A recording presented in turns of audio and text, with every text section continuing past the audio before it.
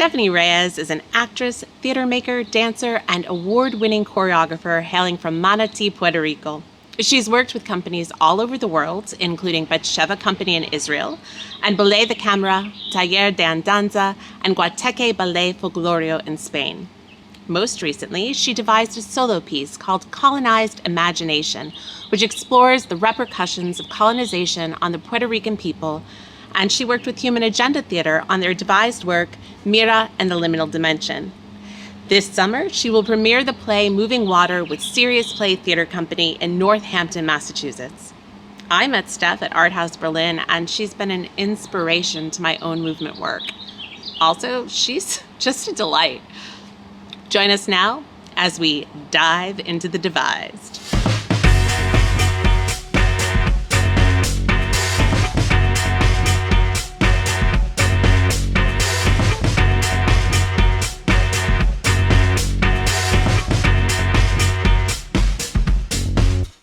Steph Reyes, welcome.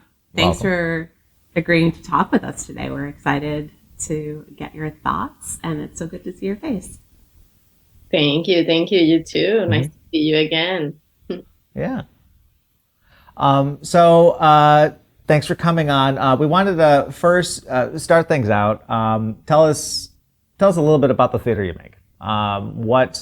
If you to come up to a stranger on the street and say, "Oh, I'm an artist of some sort, and this is the work I do," describe what it is, if you could. The devising work, or my work in general. Sure. Yeah, your performing work. Yeah, like your artistic, like what type of work you try to create. If you are across different disciplines, also, mm-hmm. What encapsulate you? Yeah, I will say right now I'm very immersed in the device theater / more acting world, which is strange for me. Have always been in the craft part of it, the process, and then of course performing it. But right now I'm more. It's not passive. I don't want to say that it's passive, but more in the other side, right? The other hat, like acting and performing. The device work that others created. But in general, I do physical work. That's my main work. I'm theater maker, physical work. That's what I love the most. Creating work that comes from the body and from the movement, and then finding a story from there. And the collaborative work with other people, mediums, languages, trying to bring other perspectives to the table and create work from scratch. Yeah. You said you were involved in the craft before, and you're distinguishing that from performing acting. How do you define the craft?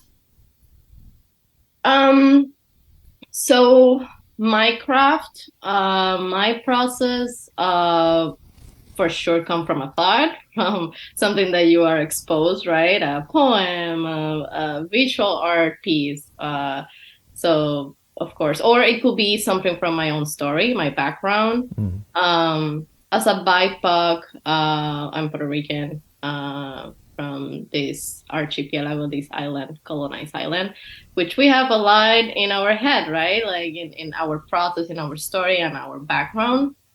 And that translates to my work a lot, like that story that we have, and that history really is introduced in all that I do in my process, like every human, right? But there is a lot of challenges and a lot of friction when it comes to methodologies in the craft, right? Like I have been very exposed to European methodologies and US methodologies, but not that much to the process of BIPOC directors and creators. So you have to create a craft that is informed by other methodologies, but also trying to find your voice in that craft. So it's challenging.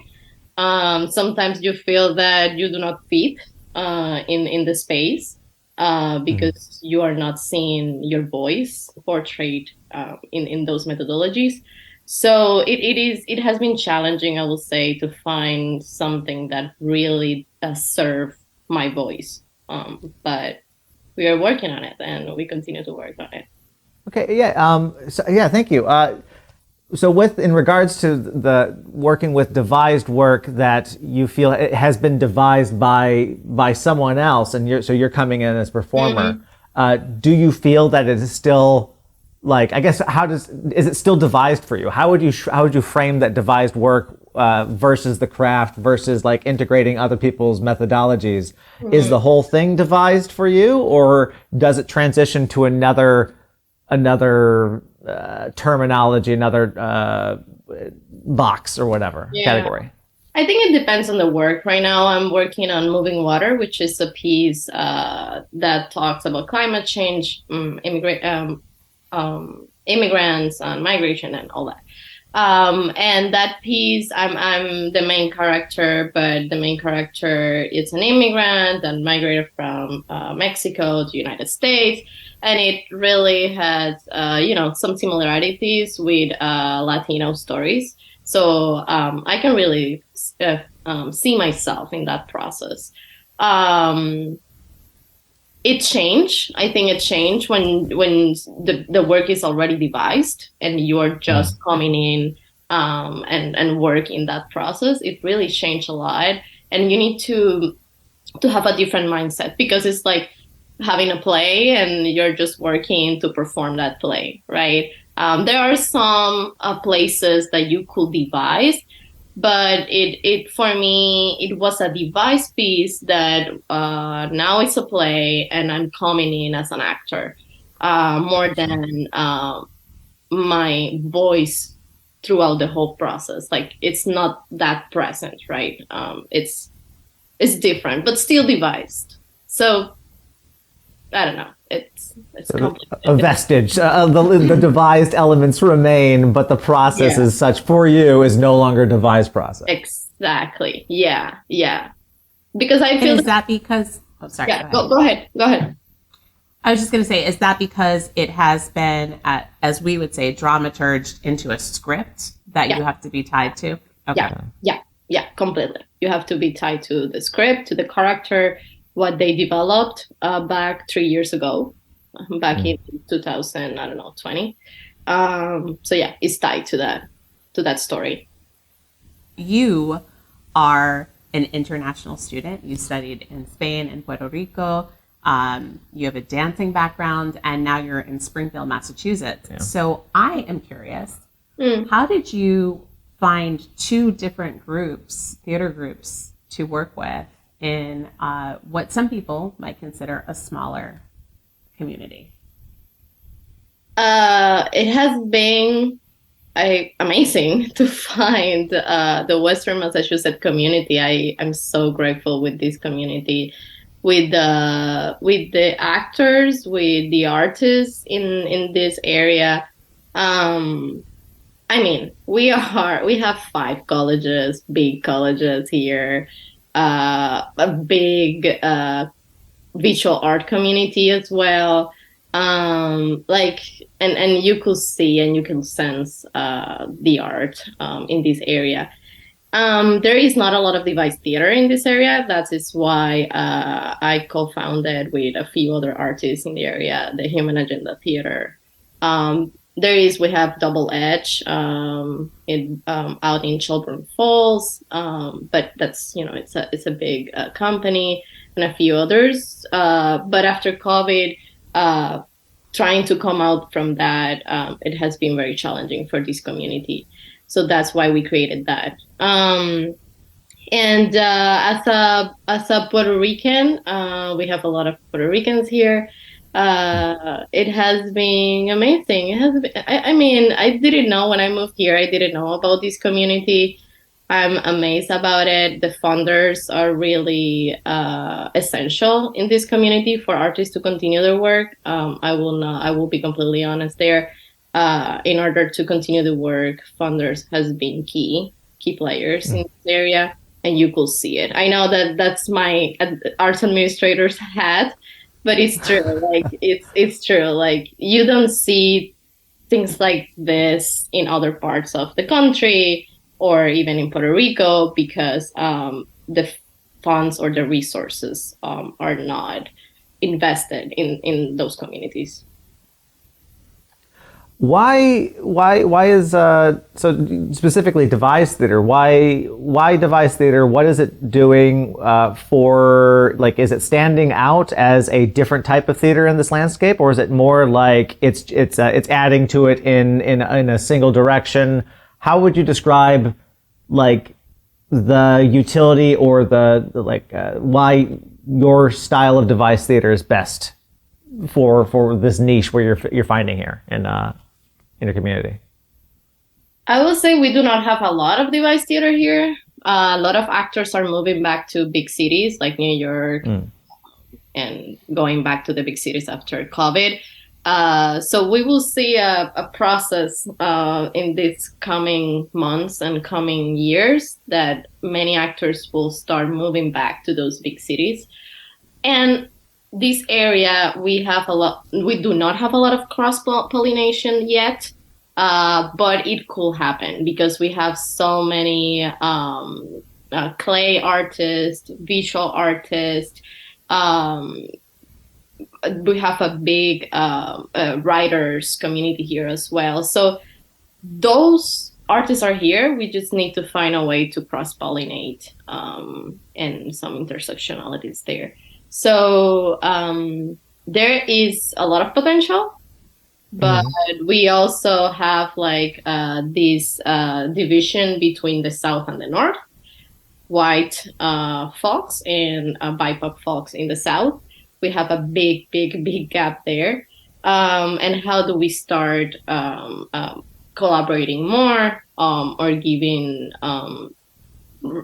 helping the South to be exposed to these other resources that the North has a lot.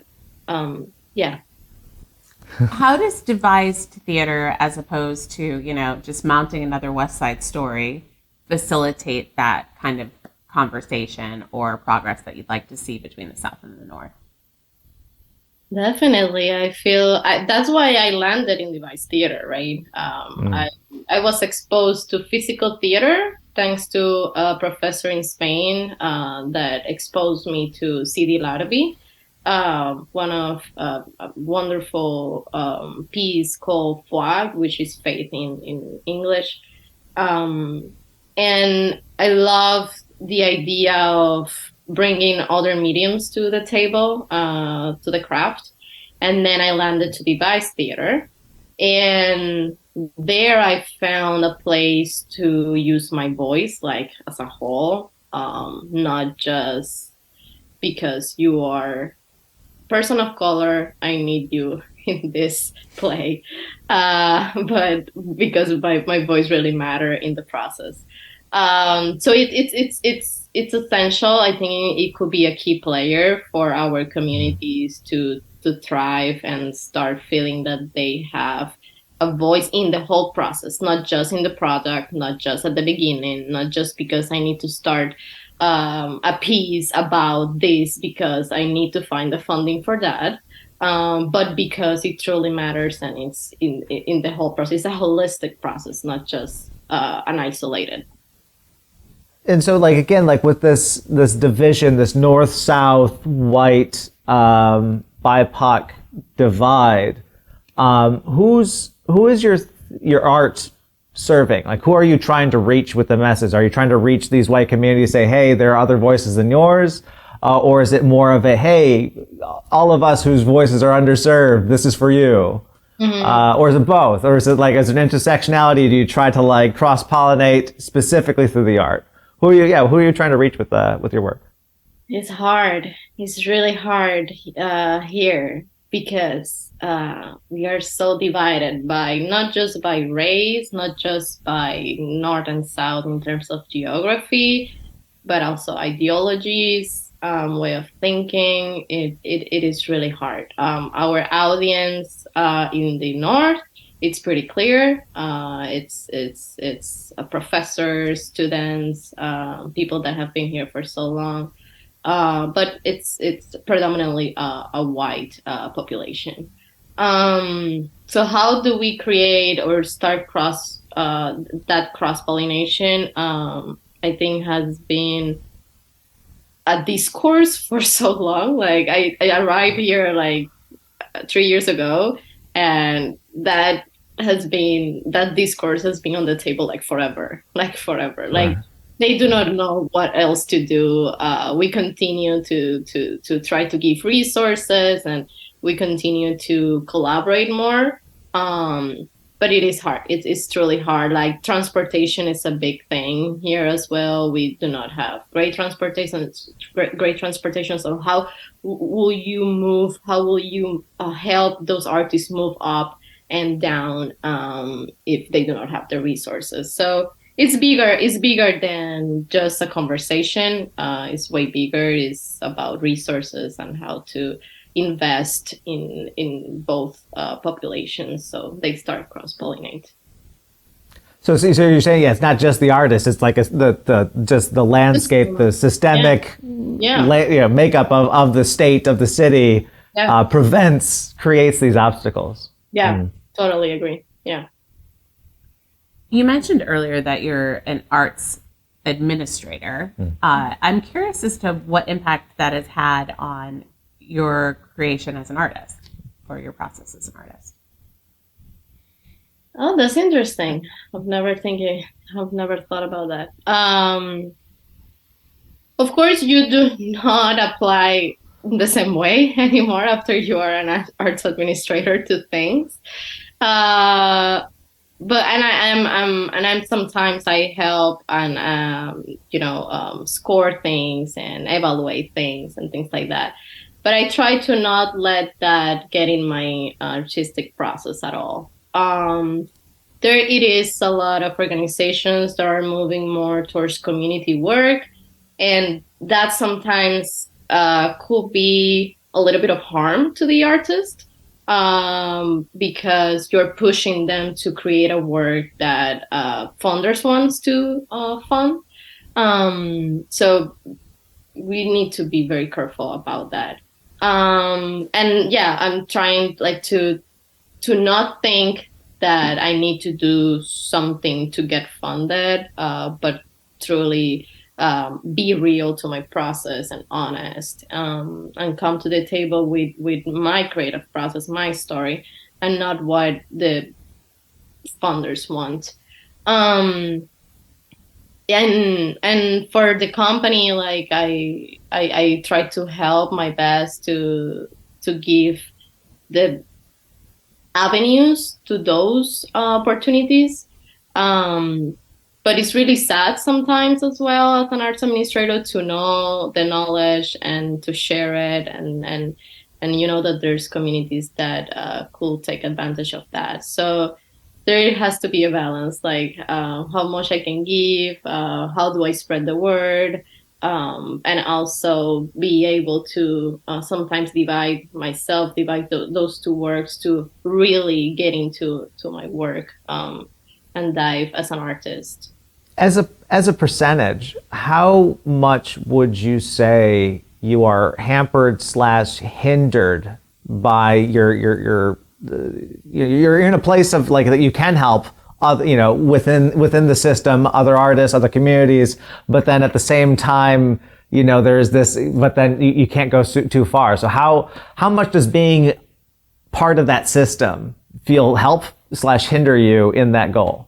I will help my best, like always, to the artist. Like one of my colleagues once said, "I'm here to find all the money in the world and to give it out to artists." So, as arts administrator hat, that's our goal. And as an artist, I don't know where I'm going with this, but what was the question again? Well, so it's about like, because the system itself, right, is creates these roadblocks. Like there's only so much, there's the lack of resources, and so trying to get those resources to people, And then as an artist, you want these things to happen, but as an arts administrator, you also have to like you got to work within the system in place. And so like there's a tension there, right? Mm-hmm. Where like you're in the intersection between the man and the rest. And so I wonder like how much like is that, does it feel like it makes it easier for you, or do you like you know more than the average artist perhaps on how the system works, and so as such you feel like there's unrealistic expectations, or I don't know, like I just, you know, from this inside perspective, as an artist, but also as one who's kind of at some, like not quite the gatekeeper, but you've got keys. So mm-hmm. How does that make you feel? Like in terms of like, is the system working well enough, or is it like creating tension within you? It's not working great enough. We are doing great work, yes. There is a lot of work that we are putting into artists, which we should not be putting into artists. But that's because of the system, how it was created, and politics coming to play, and governmental things, right? And it is sad sometimes, like to be in those spaces and talk about what artists need, but then not be able to move forward faster because of the system, right? And then you go back to the community and you hear what they need, and you as an artist, you know what you need, but then you know in the back of your head is like, yes, but there is a lot of buts. And sometimes as an artist, you do not know that. So that is mm-hmm. why we need to open the conversation with the artist and be more open, more honest, more sincere from both sides. Well, artists has always been very honest. We do not have to, we do not have a problem, right? But the other part needs to continue to be more open, more sincere about it. And what I have found is like, when you know the information as an artist, when you really know the information and what are the struggles, you will understand the process, and you will try to help the process and be part of that team to continue opening more avenues to those resources. But if you do not know the information, you will create stories and in your head, and that's what we can't do, because artists need to be creating stories that they really feel close to their hearts, not stories about why this funder is not giving me this fund, right? So I feel there has to be more openness. I'm seeing it. I'm seeing that those avenues to start opening more. But there's still a lot of work to do. Yeah, we need to try. I know that places like Germany and France, right, they have tons of money, and artists just dedicate to work, and we are not there yet. There's still a lot of work to do. What do you think is the biggest barrier or challenge between all the money in the world that your colleague is finding and the artists who need that money? What is the biggest barrier between getting the money to the artist? To the artist. Well, this is more in the arts administration world, but right, the nonprofit thing, the 501c3 thing, like some artists think that that's the best way to go to receive the funds. And yeah, some will say, yeah, that's the way to go. We are in the US, and in order to receive all those funds, we need to be a 501c3. But I don't think artists, we as an artist should go that way, because it's so much work. Like, it is insane. It is insane to think that you will become a nonprofit and have a board and like, what? Like, what is happening, right? But that's every person has to be their own business. Completely. Yeah. So things are changing, and now it's there are more avenues to give funds directly to artists. But a lot of things comes to the table, like taxes and I don't know, if you are receiving something from the government, right? Like we have to be very thoughtful about that as well. It's not just giving money to the individual artist for the sake to just giving money. There are a lot of things on the table that we have to think as well. So it's a system thing. In regards, so going back to your artistic goals, the stories that you want to help develop, how do you see those stories like in terms of the current landscape? Are they is are they being told more, or is it just being told more in certain communities? Do you feel like there is more adequate representation, or have you hit a wall? What are you seeing, or what do you feel? Our stories, huh? It's interesting because if you talk about our stories, BIPOC stories in United States, sometimes people think that we are going to always talk about our trauma or all the difficulties that we have had. And if you go to a place like Puerto Rico, you might have some of those stories. But yeah, like it opens another level of creation and imagination as well. There are opportunities, way more with the funding moving to more BIPOC artists.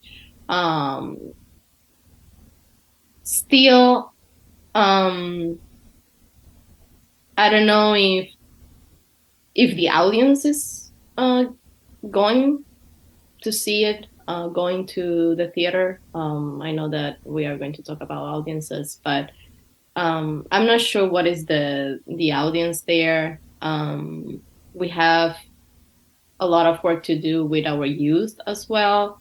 How do we bring them to the table to collaborate as well for them to become those audiences in the future? Because after COVID, we have seen the audience drop and not coming back to the theaters. So that's a big factor.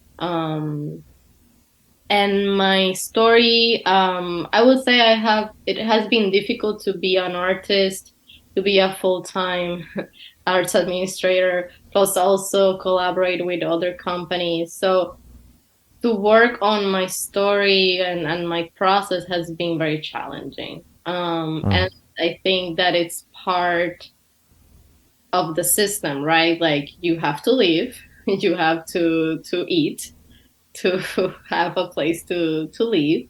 There are some companies that are already set. So you're like, okay, let me be part of this company, and they are great companies. But right, that they are set. There are some stories already that have been made. Right. And then where is your story? Like, where does your story fit in that system or ecosystem? It's hard. It's really challenging to find the time to create your story and then sell that product to the community, or to bring that product to the community if you do not have the time. So yeah, I think time, it is a key player in trying to create your own story and your own process and your own work. It's key.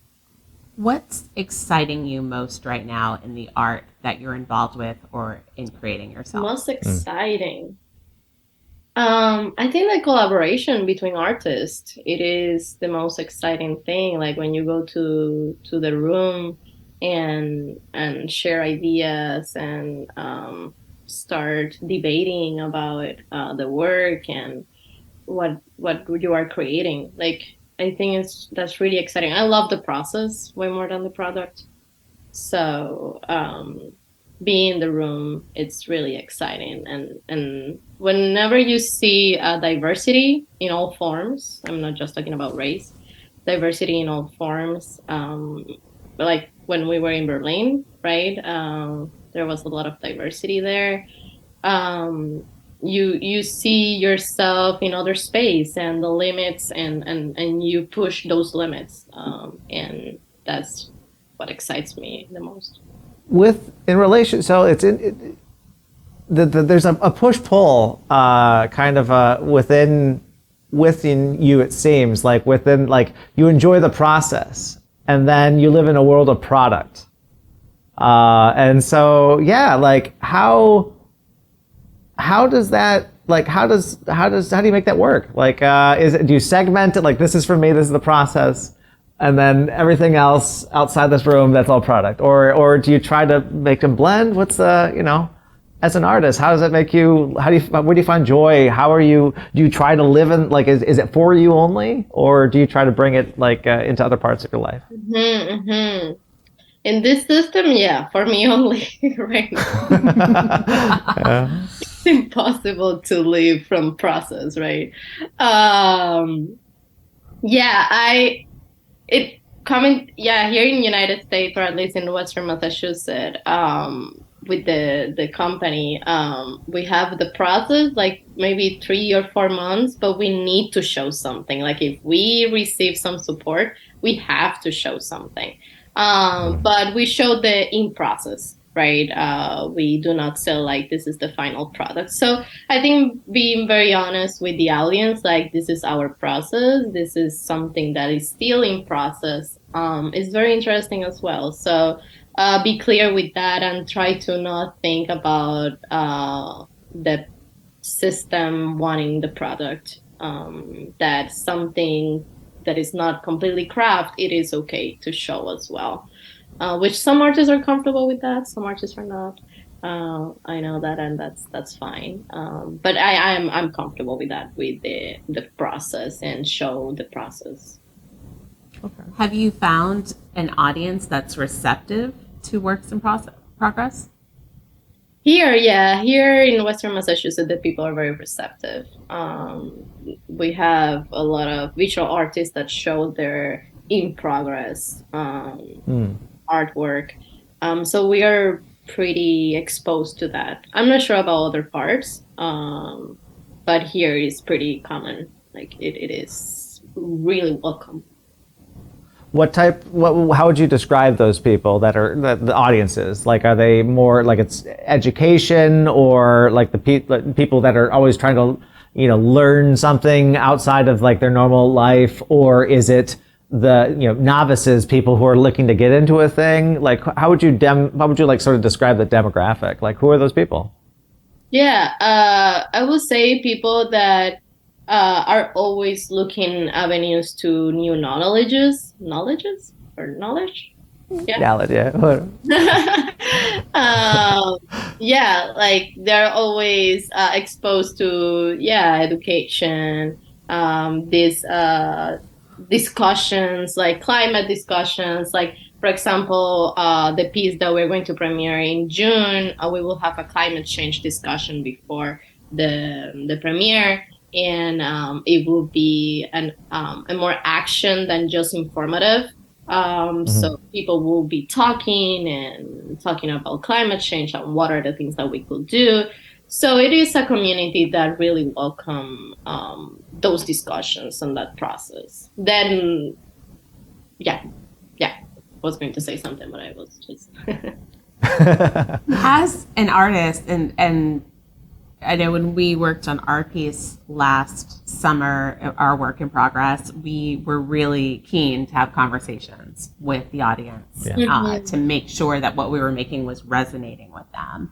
Yeah. And I'm curious, do you feel that way as well? Do you feel that artists' purpose is to foment change, to make people act in a different way? Or is there another reason that you think these conversations are important to have with audiences? Yeah, I think depending the conversation, like a climate change conversation, I feel it's really important and informative, with so many information in the internet, to come to a space and talk with other humans in person. I think it's very valuable, to not just be scrolling and, reading something that someone else wrote about it, and you just going by yourself and analyzing that and thinking about that by yourself, but with other human beings in the space. I think it's really, really important, and we're losing that. So I hope like we can bring audiences back to have those conversations, and a place to heal as well as a community. We have to heal many things together or by ourselves, but if we are together, we can heal together. And I think theater provide that. I'm not sure if it will be the answer to for climate change or the answer to social justice and race and all those things, but it could be a space for us as humans to share and heal with the people in the room. Interesting. So, in regards to then the work, do you feel that art, your work or the work you're involved in specifically, should be oriented towards like righting these grievances, righting these wrongs, addressing these grievances, or is it celebrating the differences? Is there a particular pointed area that, like, if you could put the work in one area, where do you think it would be most effective? I don't know where it could be most effective yet. But for me, I have always come from my story and my people's story. Have never found myself to be like writing or exploring about a couple. I don't know.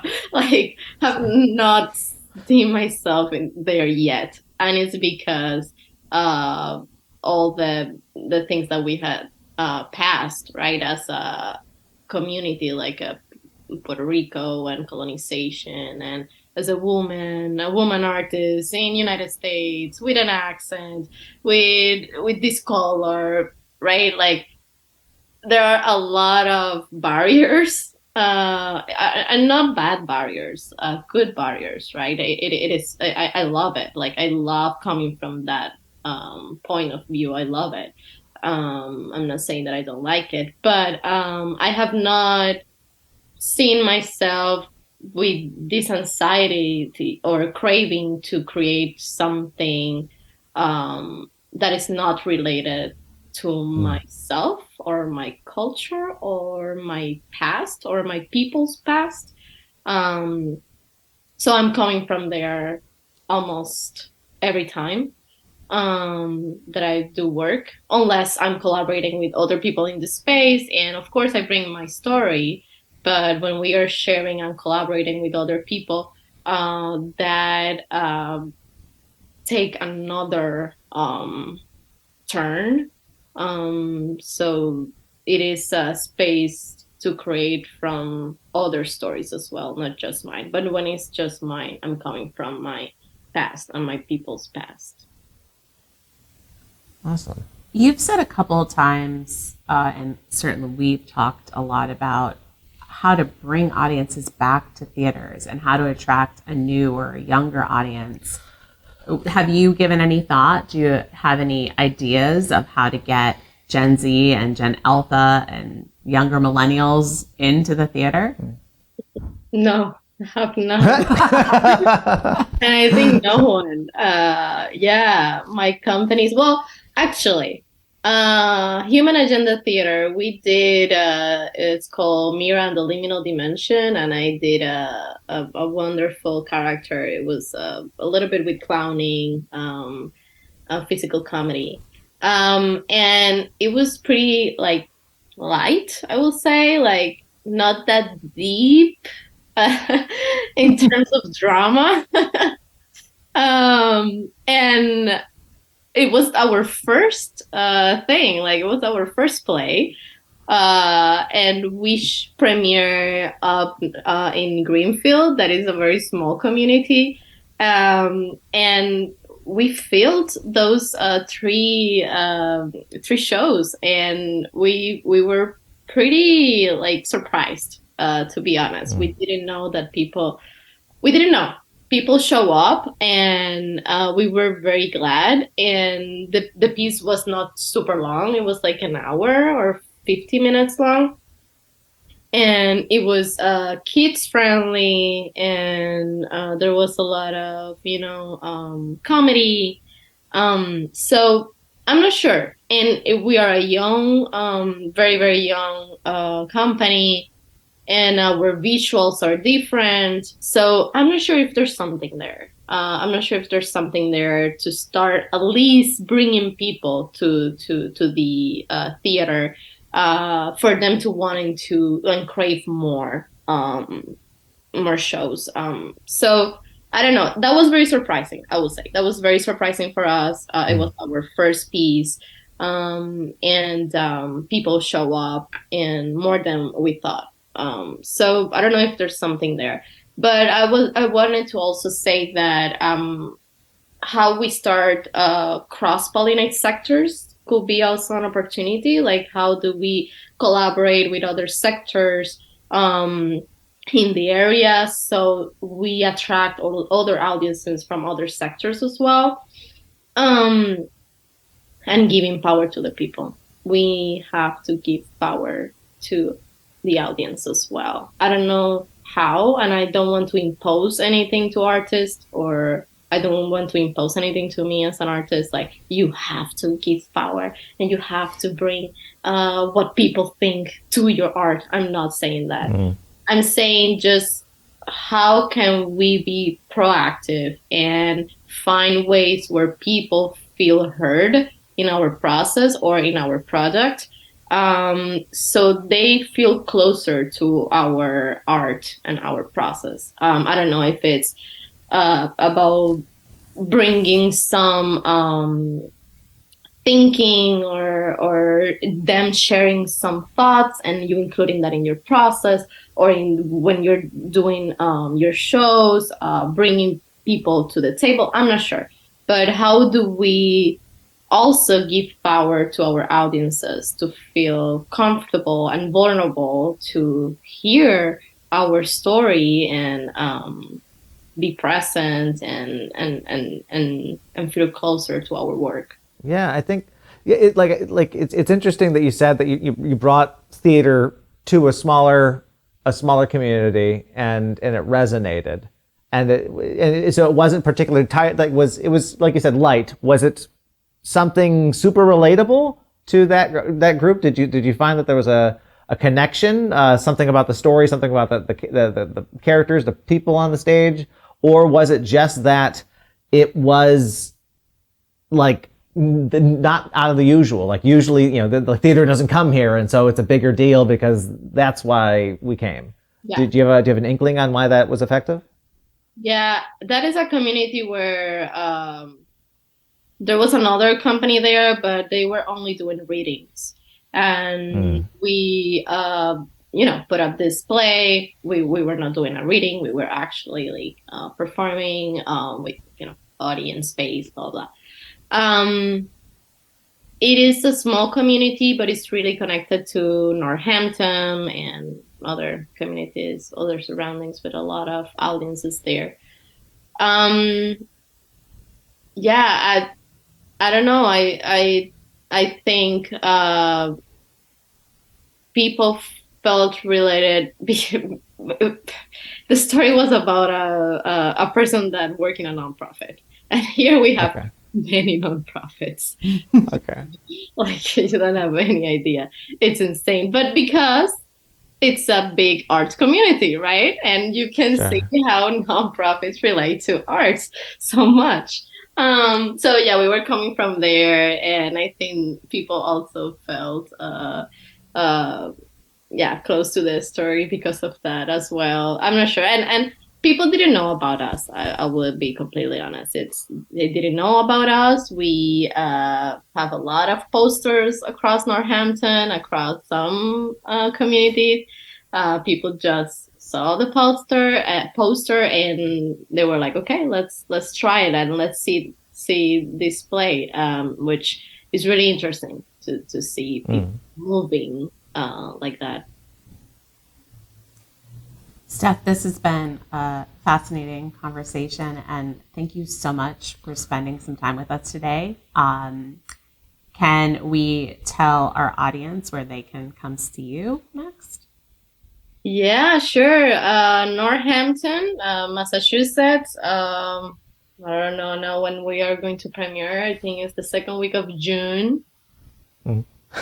So, we're going to premiere there. We will have shows from Thursday till Sunday, and we are also it's not that yet, but we might have a climate change discussion on Saturday. So yeah, that's with Serious Play Theater Company. You can find them online. And then Human Agenda Theater, it's in the process of creating a new piece around gatherings. But Great. Is there going to be any in process showings for that, or are you going to wait for the yes. Okay. September we should be showcasing or showing a little bit of the work. Awesome. Well, cool. Yeah. Thank you for joining us today.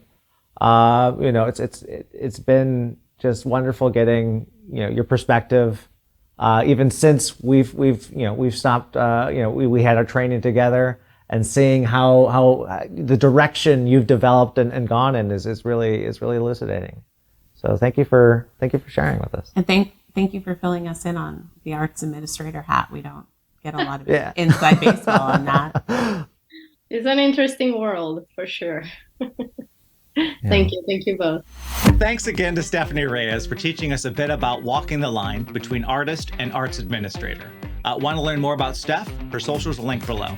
And hey, if you're in the Connecticut River Valley, why not check out Moving Water? It runs June 20th through 23rd at the Workroom at 33 Holly in Northampton, Massachusetts. You can find more information linked below. Like this interview and want to see more? Please like, subscribe, hit the notification bell, and join us next time as we dive into the devised.